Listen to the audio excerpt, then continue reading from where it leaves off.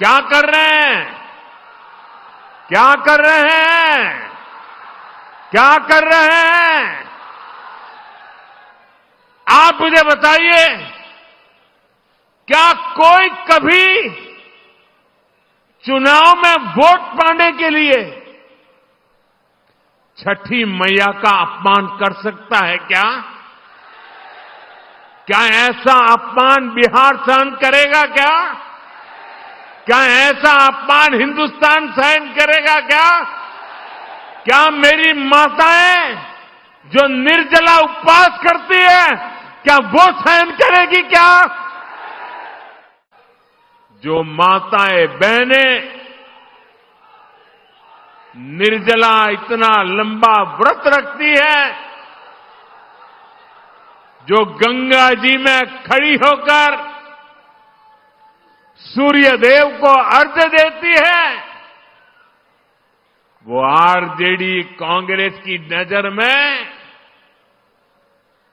वो तो ड्रामा करती है। क्या बिहार की माताएं बहनें, सारी माताएं बहनें मुझे जवाब दीजिए, क्या बिहार की माताएं बहनें छठी मैया का ये अपमान बर्दाश्त करेगी क्या? साथियों, ये हर उस व्यक्ति का अपमान है जो छठी मैया में श्रद्धा रखता है। और मैं जानता हूं, छठ पूजा के इस अपमान को बिहार चुनाव नहीं, आने वाले सैकड़ों साल तक भूलने वाला नहीं है। मैं छठी मैया की भक्ति को समझता हूं और इसलिए कहता हूं, सैकड़ों साल तक इस अपमान को छठी मैया की पूजा करने वाला कोई नहीं भूलेगा। साथियों,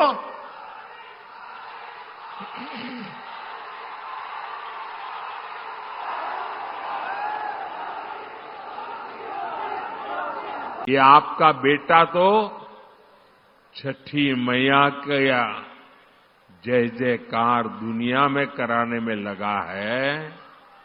दूसरी तरफ ये कांग्रेस और ये आरजेडी के लोग क्या कर रहे हैं?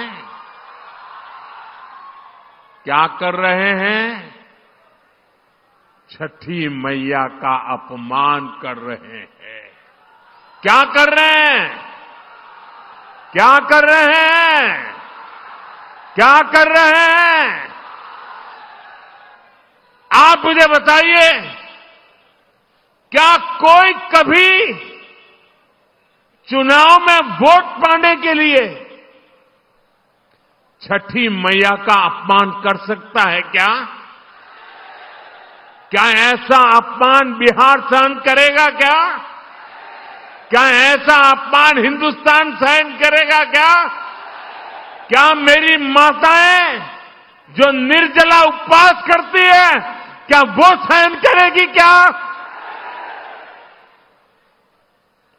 आरजेडी कांग्रेस के लिए कैसी बेशर्मी से बोल रहे हैं। उनके लिए तो छठी मैया की पूजा एक ड्रामा है, नौटंकी है। आप उनकी बातों से सहमत है क्या? ऐसे लोगों को सजा दोगे कि नहीं दोगे? हमारा बिहार, ये हमारा बिहार तो स्वाभिमान की धरती है। जिन लोगों ने छठ पूजा को गाली देने का काम किया है, बिहार ऐसे लोगों को कभी माफ नहीं करेगा। साथियों, बिहार का गौरव और बढ़ाना, बिहार की मीठी बोली, बिहार की संस्कृति, इसे दुनिया के कोने कोने में ले जाना, बिहार का विकास करना, एनडीए भाजपा की ये सबसे बड़ी प्राथमिकता है। जब भारत समृद्ध था,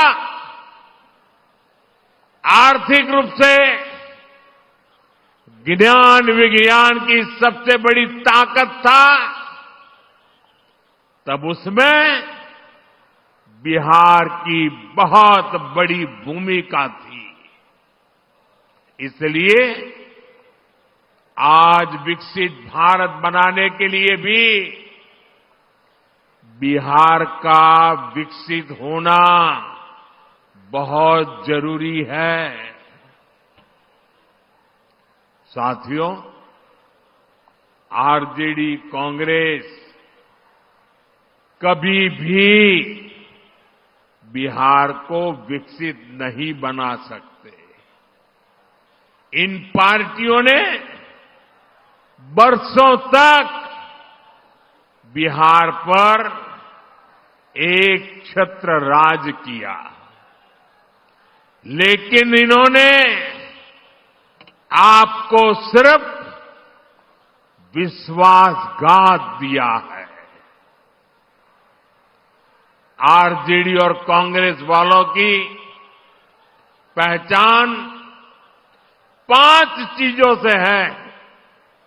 अगर मेरी बात सच लगे तो मुझे आपका अनुमोदन चाहिए, मुझे आपका साथ चाहिए।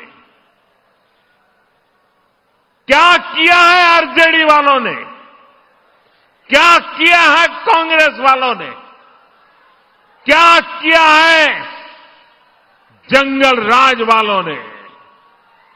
मैं 5 शब्दों में उनके कारनामों की कथा कहना चाहता हूं।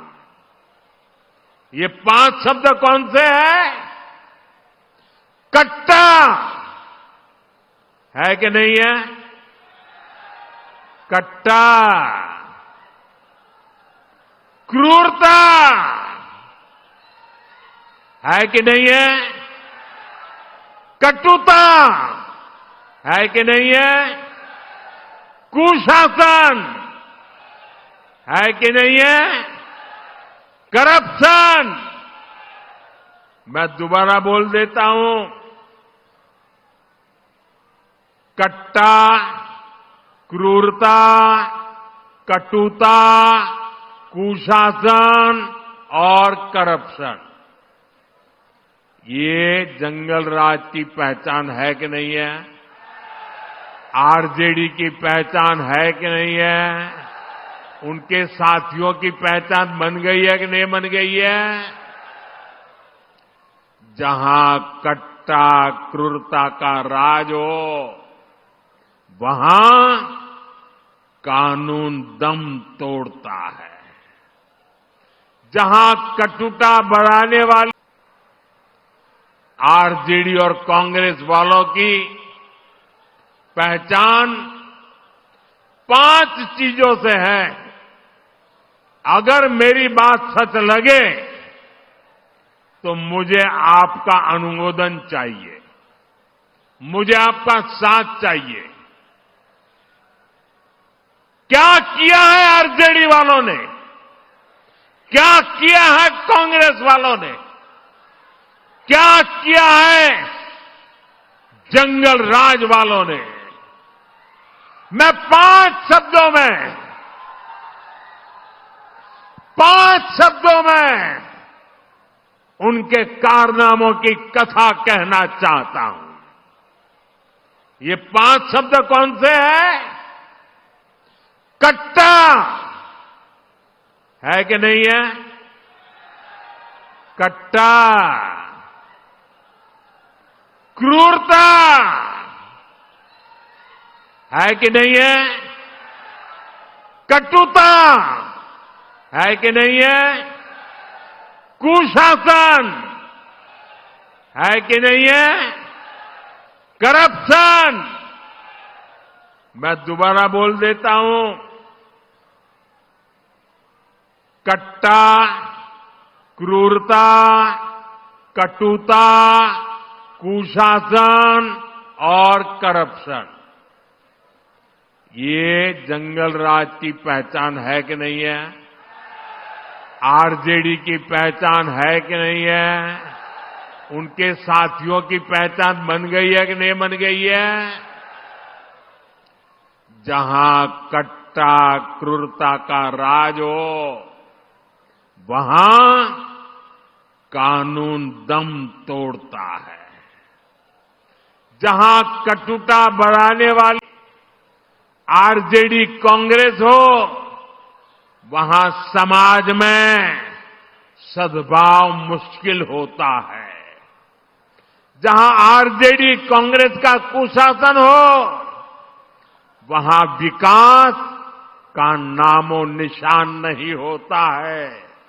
और जहां करप्शन हो, वहां सामाजिक न्याय नहीं मिलता। गरीब का हक लूट जाता है।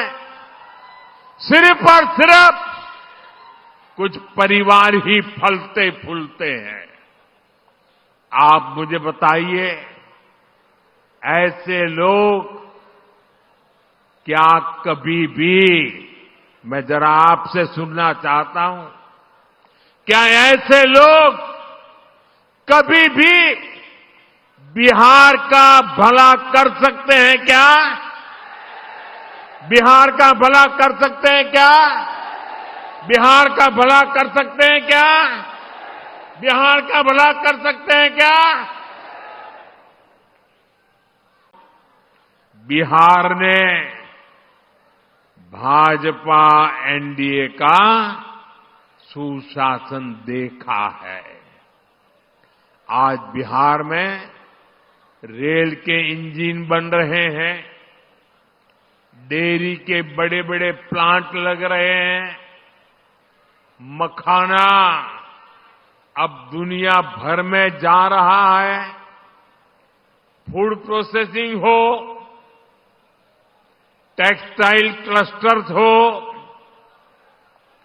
लेदर पार्क हो, आईटी पार्क हो, ये सब हमारे बिहार की पहचान बन रहे हैं।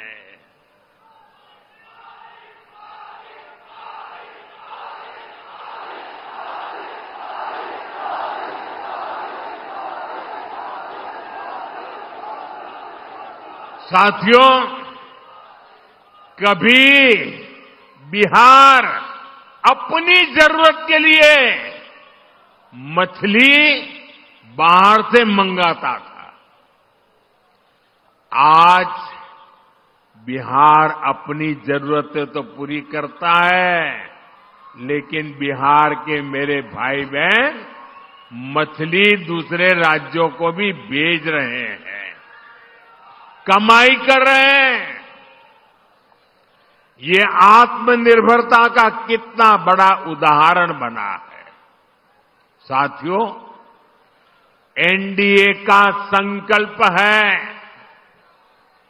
बिहार में पढ़ाई, कमाई, दवाई और सिंचाई, इसके भरपूर अवसर बने। बिहार का बेटा बेटी अब पलायन नहीं करेगा, बिहार में ही काम करेगा, बिहार का ही नाम करेगा।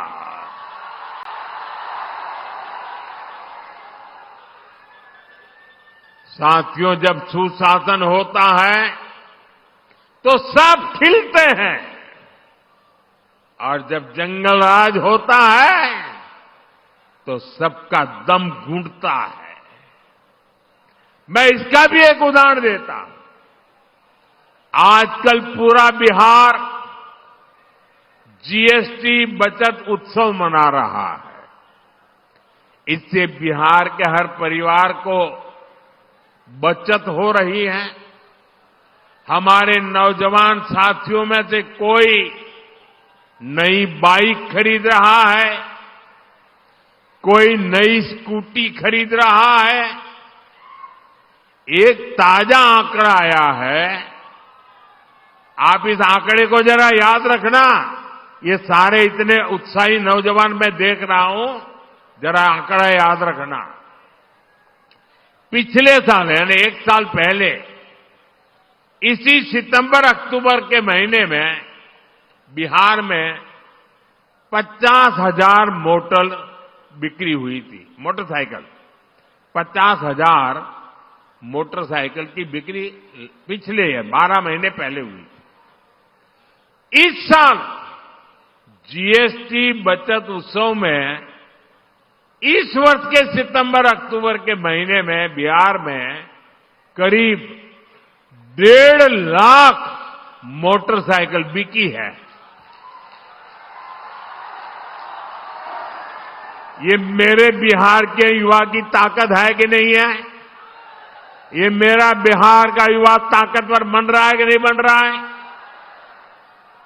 यानी बिहार में 3 गुना अधिक मोटरसाइकिल की खरीदारी हुई है। इन साथियों, जंगल राज में ये काम संभव ही नहीं था। जंगल राज में तो गाड़ियों की दुकानें, गाड़ियों के शोरूम भी बंद हो गए थे। और ये बंद इसलिए हुए, इसलिए नहीं कि बिक्री नहीं, संभावना नहीं थी, लेकिन ये इसलिए बंद हो गए क्योंकि आरजेडी के नेता अपने टोलियां लेकर के अपने साथियों को लेकर के शोरूम लूटवा लेते थे, गाड़ियां लूट जाते थे।